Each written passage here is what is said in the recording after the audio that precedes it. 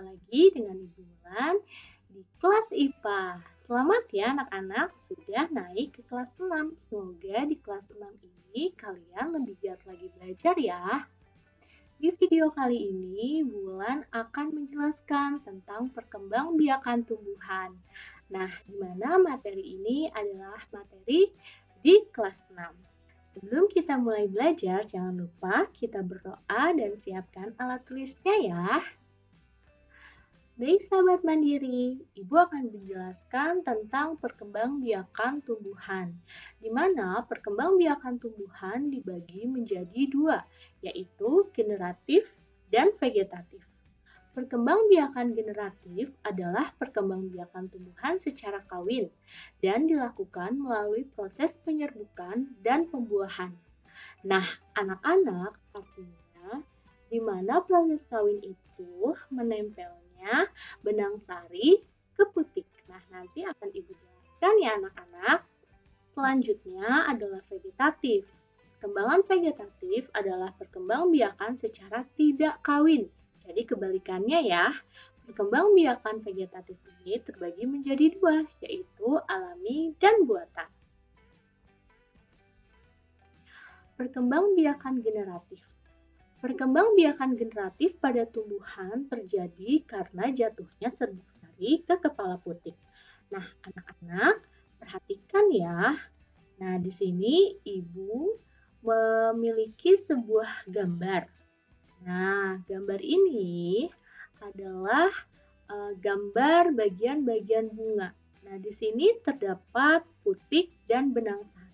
Nah, tadi sudah Ibu jelaskan ya, bahwa perkembangbiakan generatif pada tumbuhan terjadi karena jatuhnya serbuk sari ke kepala putik. Nah, jadi serbuk sari itu adanya di sini nih anak-anak, di benang sari. Kemudian di dalamnya itu terdapat serbuk sari. Nah, kemudian serbuk sari itu menempel atau jatuh di kepala putik. Nah, maka terjadilah penyerbukan. Nah, itu namanya tahap perkembangbiakan secara generatif. Nah, kemudian setelah terjadi penyerbukan, proses selanjutnya adalah pembuahan. Seperti itu ya anak-anak. Contoh tumbuhan yang berkembang biak secara generatif adalah bunga sepatu, padi, mangga, durian, dan jambu. Diingat-ingat ya sahabat. Sekarang Ibu akan menjelaskan tentang faktor terjadinya penyerbukan. Nah, faktor terjadinya penyerbukan dibagi menjadi 4. Yang pertama yaitu karena faktor angin. Nah, beberapa tumbuhan yang dapat berkembang biak karena faktor angin yaitu jantung, padi, dan gandum. Yang kedua itu adalah air. Nah, contohnya tumbuhan air seperti hidrilla dan ganggang. Yang ketiga, itu faktor terjadinya penyerbukan karena hewan. Nah, contoh-contoh hewan yang dapat membantu penyerbukan yaitu burung, kalelawar, dan serangga, seperti lebah, kupu-kupu, dan kumbang. Nah, contoh tumbuhan yang dapat berkembang biak karena faktor hewan yaitu bunga mawar, melati, kenangan, dan bunga sepatu. Dan yang terakhir adalah faktor karena manusia, yaitu contohnya adalah vanili. Nah, diingat-ingat kembali anak-anak, jadi faktor terjadinya penyerbukan itu ada 4. Selanjutnya, Ibu akan menjelaskan tentang macam-macam penyerbukan pada tumbuhan. Dibagi menjadi 4, yaitu penyerbukan sendiri, penyerbukan tetangga, penyerbukan silang, dan penyerbukan basta. Nah, Ibu akan jelaskan satu persatu. Yang pertama, penyerbukan sendiri, disebut juga autogami, jika serbuk sari jatuh di kepala putik pada bunga sendiri. Nah, kalian bisa lihat di sini gambarnya, sudah jelas dalam satu bunga dia ada proses penyerbukan antara putik dan benang sari. Ya, jadi terjadi pada bunga itu sendiri. Kemudian yang kedua adalah penyerbukan tetangga, disebut juga geitonogami. Jika serbuk sari jatuh di kepala putik pada bunga yang lain. Nah, tapi perlu diingat ya, penyerbukan tetangga ini masih dalam satu pohon. Ya, jadi dalam satu pohon itu ada 2 bunga. Nah, penyerbukannya itu terjadi pada bunga yang lain. Menempelnya kepala putik atau benang sari pada bunga yang lain. Selanjutnya, anak-anak yang ketiga adalah penyerbukan silang.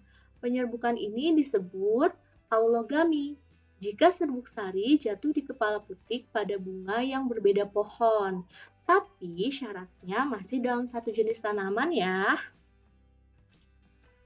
Dan yang terakhir adalah penyerbukan bastar. Jika serbuk sari jatuh di kepala putik pada bunga lain yang berbeda jenis tanaman. Nah, namun syaratnya tanaman ini masih dalam satu famili ya. Contohnya, serbuk sari cabai jatuh pada putik tomat atau sebaliknya. Nah, cabai dan tomat itu masih dalam satu keluarga jenis tumbuhan. Nah, selanjutnya ini adalah perkembangbiakan vegetatif yang sudah Ibu jelaskan di awal bahwa perkembangbiakan vegetatif itu merupakan perkembangbiakan secara tidak kawin. Nah, vegetatif itu dibagi menjadi dua, yaitu vegetatif alami dan vegetatif buatan. Vegetatif alami itu terbagi lagi menjadi spora, tunas, tunas daun, umbi batang, umbi lapis, geragi, dan akar tinggal. Kemudian, vegetatif buatan itu contohnya mencakok, stik, merunduk, menyambung, dan okulasi. Nah, apa saja sih contoh-contohnya? Yuk kita simak. Vegetatif alami. Yang pertama ada spora. Nah, ini biasanya terdapat pada tumbuhan ganggang.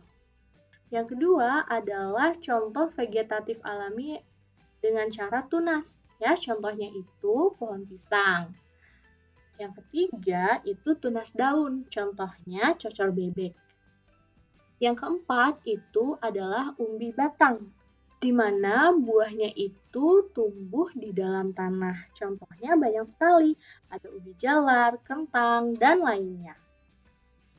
Selanjutnya adalah umbi lapis. Contohnya ada bawang merah, bawang bombay. Kemudian selanjutnya adalah geragih atau stolon. Contohnya itu terdapat pada tumbuhan stroberi dan pegagan. Selanjutnya akar tinggal. Nah, ini contohnya ada di tanaman kunyit, lengkuas, dan temulawak. Nah, anak-anak, ketujuh gambar ini merupakan contoh-contoh tumbuhan yang berkembang biak secara vegetatif alami. Kita lanjut ke materi berikutnya yaitu vegetatif buatan. Nah, vegetatif buatan merupakan perkembangbiakan vegetatif tanpa melalui proses penyerbukan dan dengan bantuan atau campur tangan manusia. Contoh yang pertama adalah okulasi atau nama lainnya adalah menempel. Caranya adalah menempelkan tunas pada pohon lain yang sama jenisnya. Misalnya, okulasi singkong karet dengan singkong biasa. Yang kedua adalah stik. Stik adalah menanam bagian tertentu dari tumbuhan ke dalam tanah tanpa menunggu tumbuhnya akar terlebih dahulu. Nah, stek ini terbagi menjadi tiga. Ada stek batang, stek daun, dan stek akar. Stek batang biasanya terjadi pada tumbuhan tebu, ketela, dan sirih. Kemudian untuk stek daun itu biasanya terjadi pada tumbuhan begonia, cocor bebek. Dan yang terakhir adalah stek akar, biasanya terjadi pada tumbuhan sukun dan kersen. Yang ketiga adalah mencangkok. Perkembangbiakan mencangkok hanya dapat dilakukan pada tumbuhan dikotil atau berbiji anak-anak, misalnya mangga, durian, rambutan, duku, jeruk nipis, dan lainnya. Nah, selanjutnya adalah perkembangbiakan vegetatif buatan yaitu merunduk. Cara merunduk adalah menimbun dengan tanah bagian batang tanaman yang berada di permukaan tanah. Tanaman yang dapat dikembangbiakan dengan cara merunduk adalah anyelit, alamanda, anggur, dan apel. Nah, yang terakhir adalah menyambung. Cara ini adalah menyambung batang tanaman satu dengan batang tanaman lain yang sejenis. Misalnya, Tanaman batang rambutan biasa disambung dengan batang rambutan rapiah. Keuntungan dari vegetatif buatan menyambung ini adalah mendapatkan tanaman dengan sifat lebih baik dalam waktu relatif singkat dibanding okulasi. Nah, anak-anak, demikian penjelasan Ibu Wulan. Semoga dapat mudah difahami ya. Terima kasih sudah menyimak video ini sampai habis dan jangan lupa subscribe dan like video ini ya. Terima kasih. Wassalamualaikum warahmatullahi wabarakatuh.